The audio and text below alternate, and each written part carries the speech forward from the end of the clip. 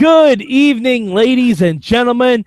It's Mad Mike, and I am here once again for the Midweek War.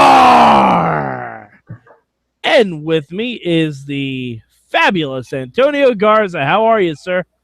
I'm doing good, Mike. And just to clarify, this is not an invasion. This is a rivalry between you and me. Because I'm the guy who likes Impact. Oh, we're still gonna fight. Oh, this is gonna be good. by the way, for any of you people who have not been following the Midweek War, this has been building. First, Antonio Garza had to badmouth Bailey, so he already got on my bad side. It's just not going to be pretty. I apologize for anything I may say, except what I say to Antonio Garza. All right, so we're here to talk TNA. Global Force Impact Wrestling Federation Company faction, whatever. TNA talk. Garza, give me your one word. Rivalry. God. Oh, Jared, he emphasized, this is not an invasion, guys. This is a rivalry. We're cool. You know, there's rivalries everywhere. oh God. What's your word? Aside from terrible, bad. My one word is fuck. That's what the F in GFW stands for, by the way. Global Fuck Wrestling. And that is probably also on Pornhub. Yeah, I would totally subscribe to that network. Yeah, the submission sorority wrestling, Global Fuck Wrestling. All right.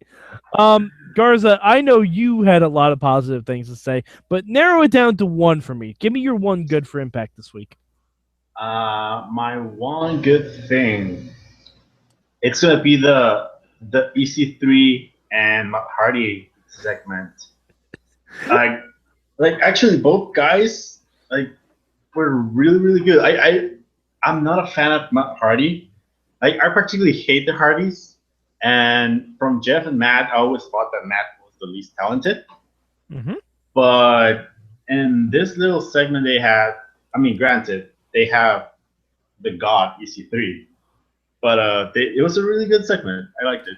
I was going to go with Bobby Roode and Spot, but I think EC3 kind of took a bit over. I was going to say, so on a show full of Global Force Wrestling, all the stuff that you enjoyed, you take my EC3 as good? Hey, fuck you. No, I'm kidding. At the start of the show, I said, I'm the guy who likes Impact. I never said anything about Global Force. Okay. My good for this week is the other thing that you mentioned, Bobby Roode and Spud. Yeah, really fun segment. Yeah, both guys were pretty good, actually. Yeah, see, this is why I think the Global Force stuff pisses me off so much, because TNA has a good roster, and if we just get some fresh matchups, they can revigorate the brand.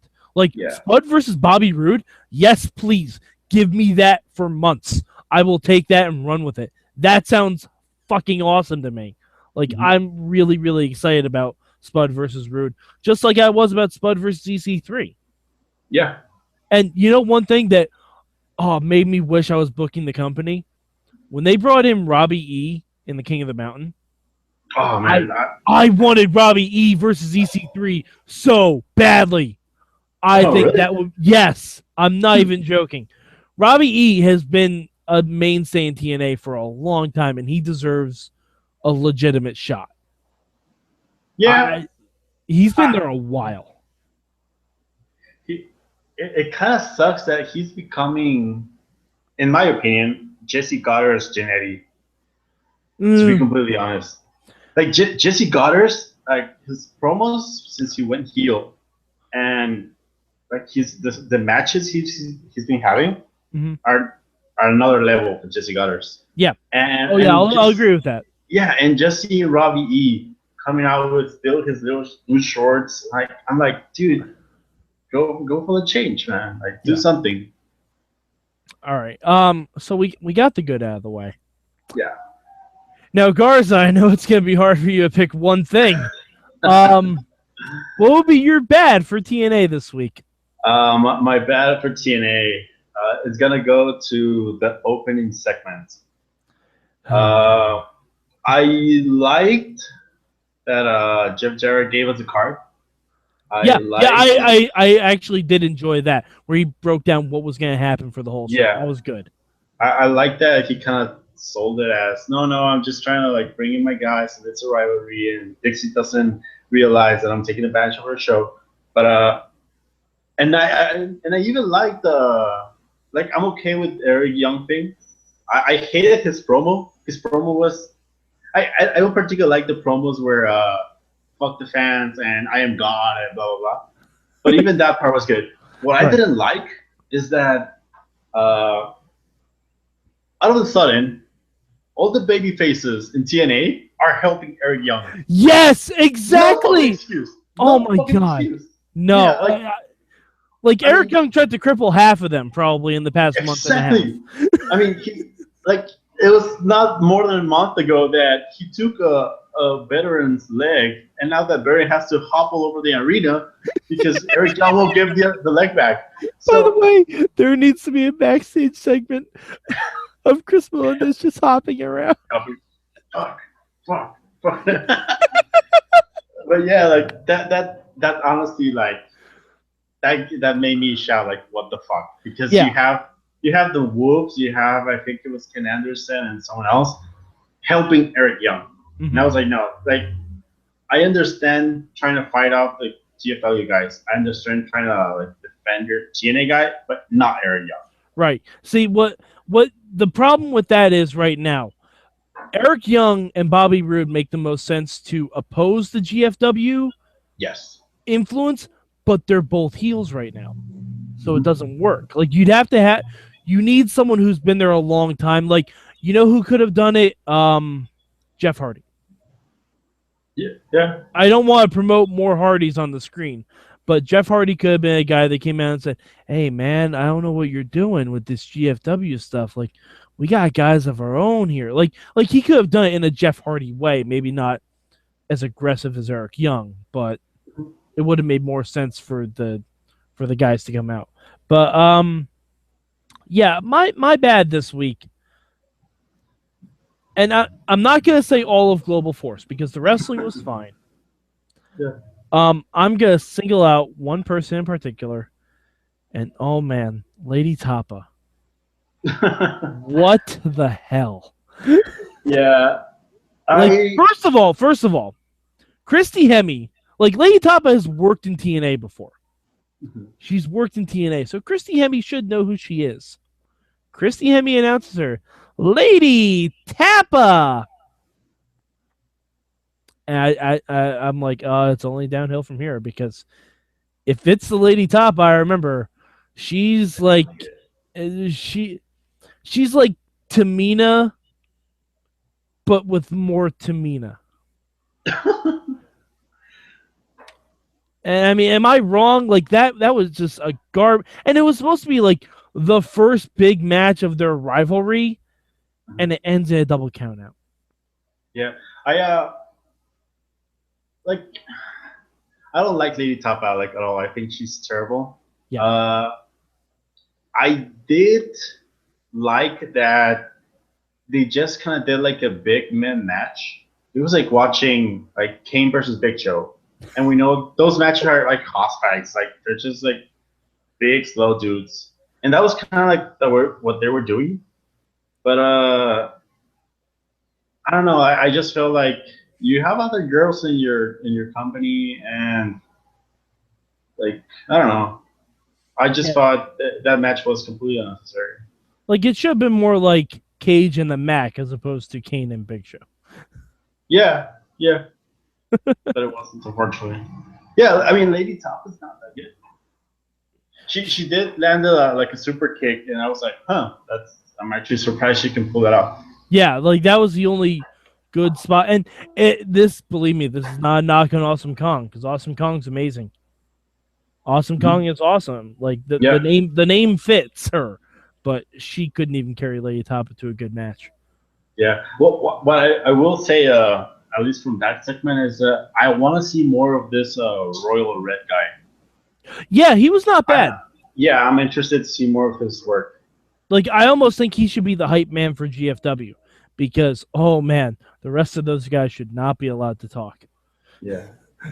Like, Chris Masters has not improved on the microphone.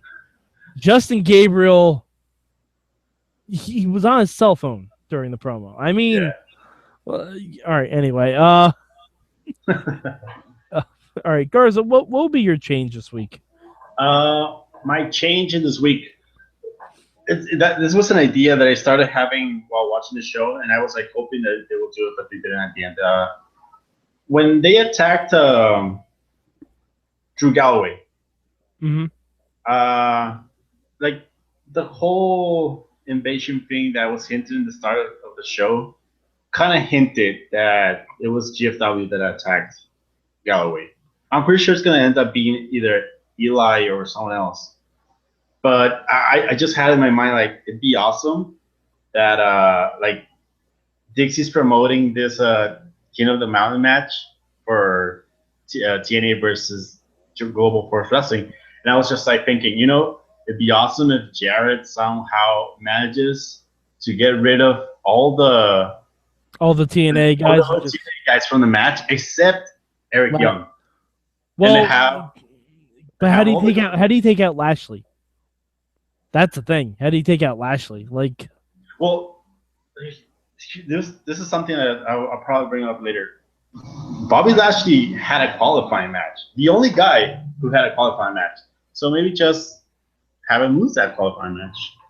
Yeah, I guess. I mean, all right. The one thing before we get into the rest of the discussion about it, because the King of the Mountain match was a mess.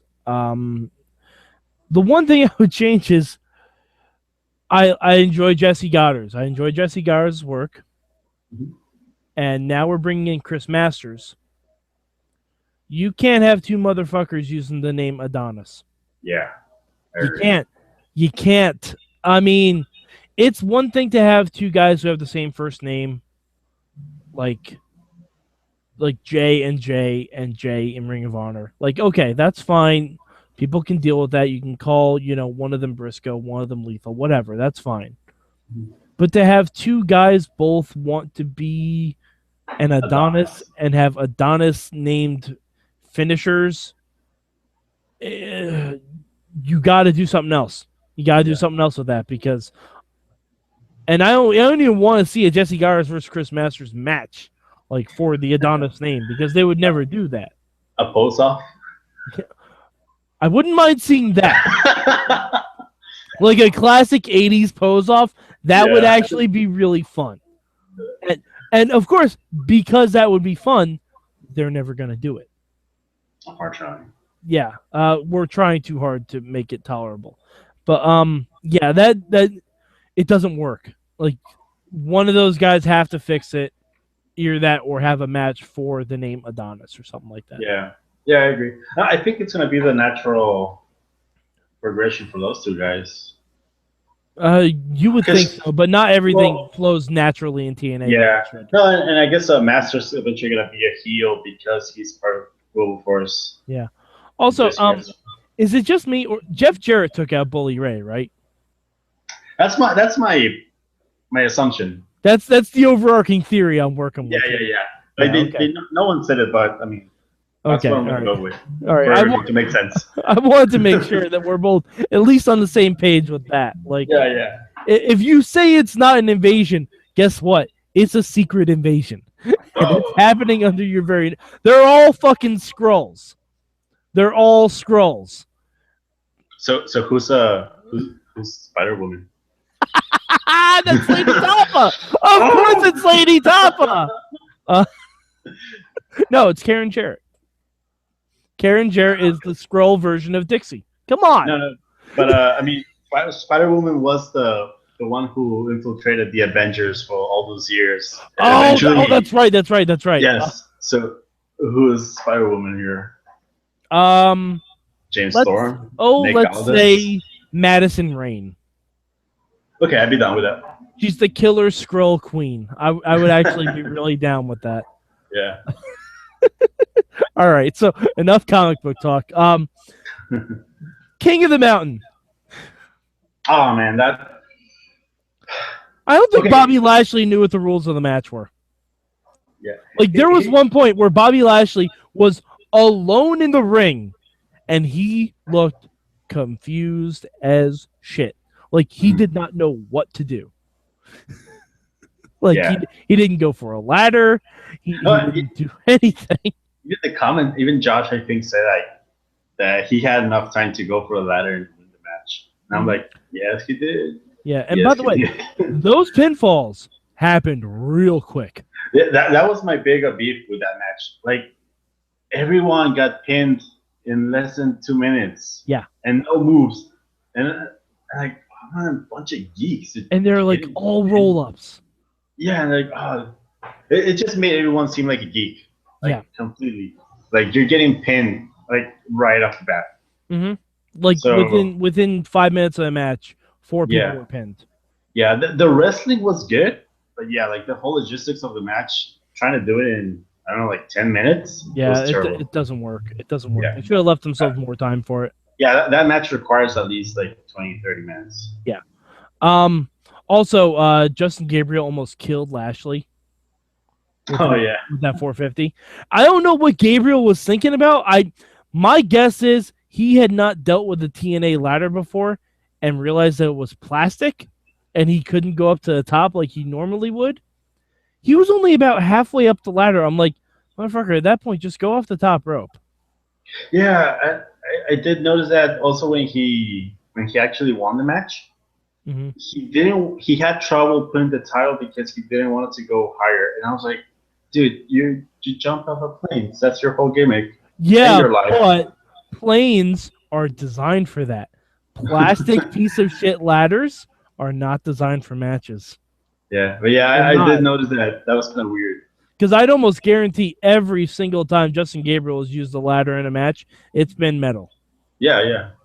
Because I wouldn't trust climbing that high on a plastic ladder. I don't care what the circumstance is. If I'm painting a house, I wouldn't climb that high on one. No, yeah, but I did notice that. But yeah, like the match was. I mean, it wasn't. It just needed more time, in my opinion. It was a King of the Mountain match. Yeah. And I mean, I will say that Gabriel versus EC3 next week, that'll be fun. Yeah, I'm actually excited for that. That'll be fun. I don't know why Dixie. I mean, but Dixie had already left at that point to go 10 to Drew. Yeah. So I don't know if Dixie's going to be too thrilled with a GFW person getting a TNA world title shot. Yeah, and EC3 even said, like, you're not allowed to do that. Yeah, well, I had sent a tweet out to EC3 that said, ooh, PJ Black won. I'm sure EC3 is shaken to his core. And he put a star on that one. I'm like, yeah, you know, because we all remember the core. Yeah. Come on. We'll never forget the core. With Big Rick. Oh, my God, Big Rick. I miss Lucha. All right, so was there anything else on Impact that you want to talk about? I know Bram and Anderson are having a match next week, but we can just skip that. Yeah, I don't want to talk about it because I don't even know if it's a microphone on a pole or a ladder match with a microphone. I think it's a normal. I think it's a normal fucking match.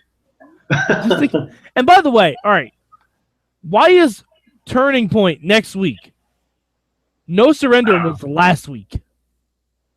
I don't know. Like that's ridiculous. Schedule. Yeah. They just need to stop naming like TNA. You don't have pay-per-views anymore. We're all okay with this. Stop pretending like you do.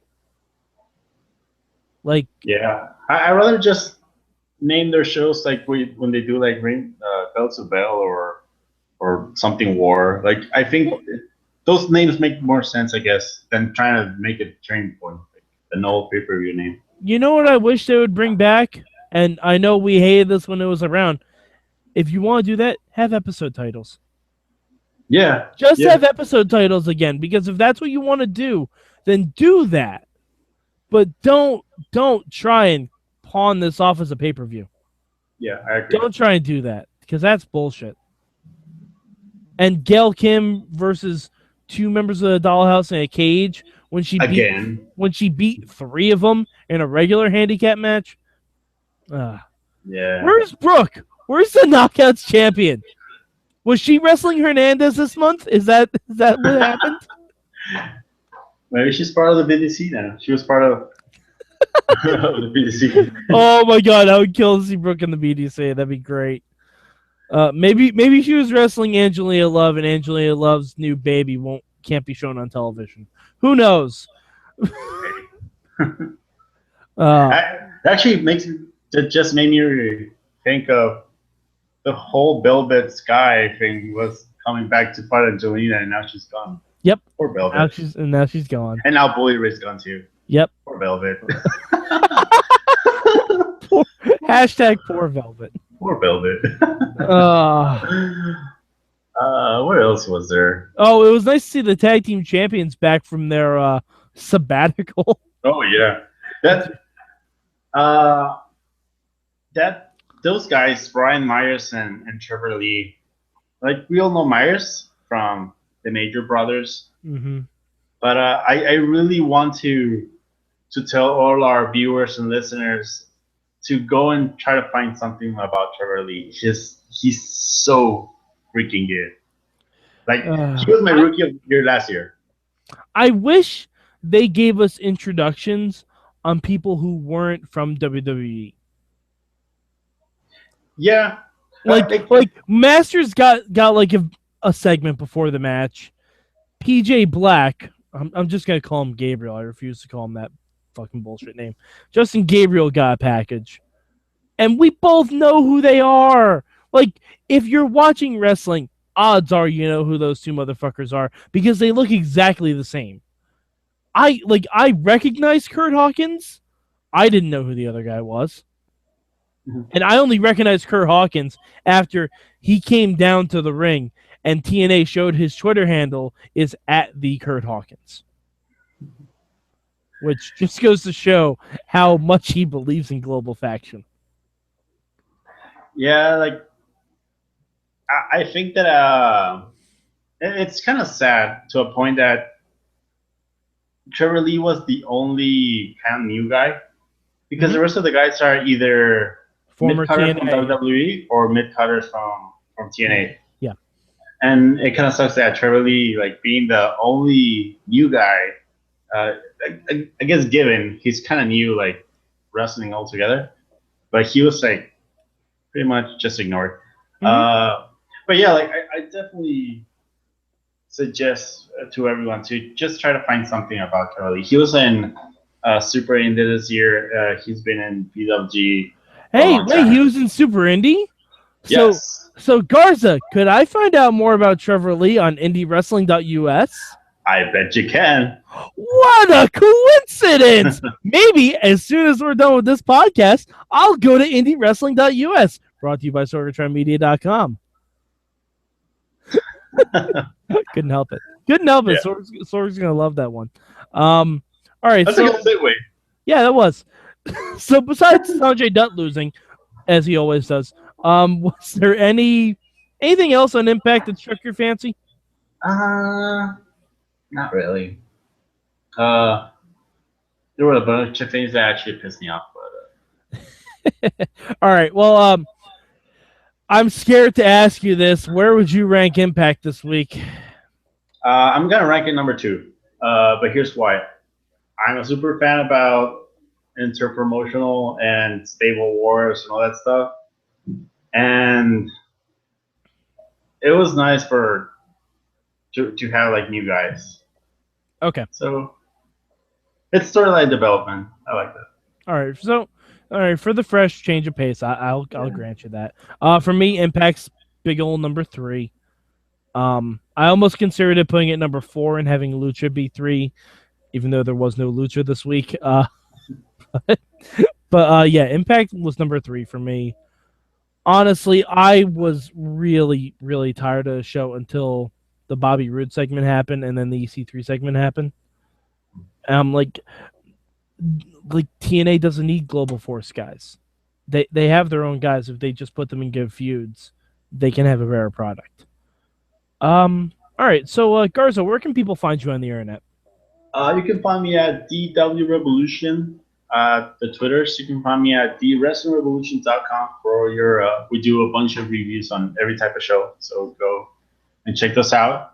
And you can also join Patreon as I do and support the Wrestling Mayhem Show. You can go from $1 to $10 million, whatever you can give in the show, you know. But by the way, if you donate $10 million via Patreon, I will guarantee that every single person on the Mayhem crew, the entire crew, all states represented, will literally perform any sex act you want. Anyone. Garza, that includes you. You're all in. That includes Patreon. but yeah, like give $1 a month a show, you know. Also, if you're a Patreon, you can make us introduce you any way you want. You can have us all say "Funky Butt Lovin'" after your name if you want. We'll do it. I mean, Bo Diggity has us do a Ric Flair woo after his name and everything. I'm surprised you haven't made us do anything weird, Garza. Well, I make you guys promote a website. That's true. That's true. Yeah. So if you have a podcast, if you want something to plug, become a Patreon. We will plug it every goddamn week. I swear. I promise. So yeah, where we can find you, Mike. And I am Mad Mike 4883 on the Twitter machine. And every Wednesday afternoon, I do the Tough Enough wrap-up and the Total Divas wrap-up with one Jen Carlins. And, oh, man, you find out way more about the Carlins household than you ever didn't know you want to know. So, for Antonio Garza, I'm Mad Mike. We will be back with more Global Force Impact. We should just call them Global Force Impact because Force and Impact mean the same thing. We will be back with more Global Force Impact next week on the Midweek War. It's not an invasion.